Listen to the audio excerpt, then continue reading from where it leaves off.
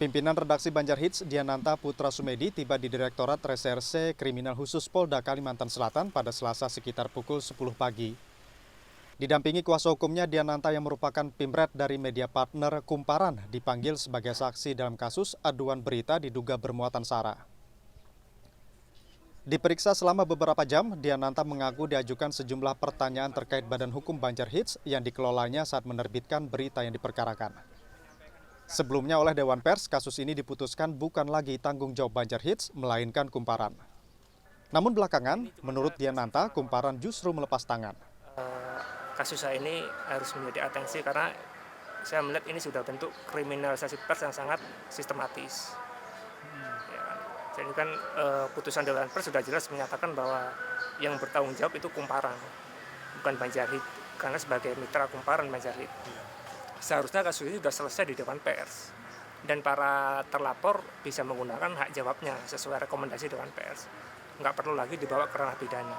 Sejatinya Kumparan dalam hal ini penegasannya Kumparan tidak melepas dari tanggung jawabnya.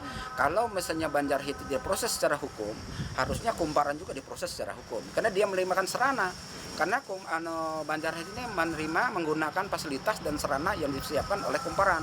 Jadi langkah dia apa nih kuasa hukum nantinya apa? Kalau langkah hukum ini terhadap Kumparan nanti akan kita bicarakan setelah hasil pemeriksaan ini. Diananta mengaku kontraknya dengan Kumparan baru akan berakhir aktif Maret mendatang, sehingga pada saat berita yang diperkarakan dibuat masih dalam kontrak dengan Kumparan. Pemanggilan ini memantik dukungan jurnalis di Banjarmasin yang menamakan diri Komunitas Wartawan Bersatu Indonesia Kalimantan Selatan dan menyerahkan berkas MOU Dewan Pers dan Kumparan kepada penyidik.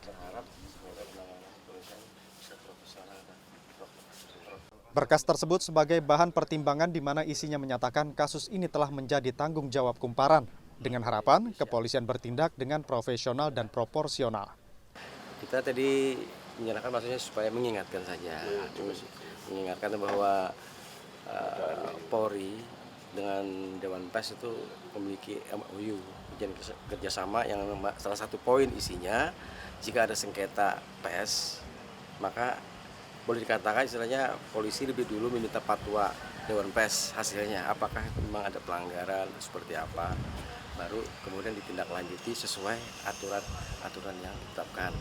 Jadi kita berharap demikian supaya aparat kepolisian bisa bertindak proporsional dan profesional. Kasus yang menimpa Diananta ini tetap berjalan di kepolisian meski telah memberikan hak jawab pada pihak pelapor sesuai arahan Dewan Pers. Syamsul Alam, Arpawi, Kompas TV, Banjarmasin.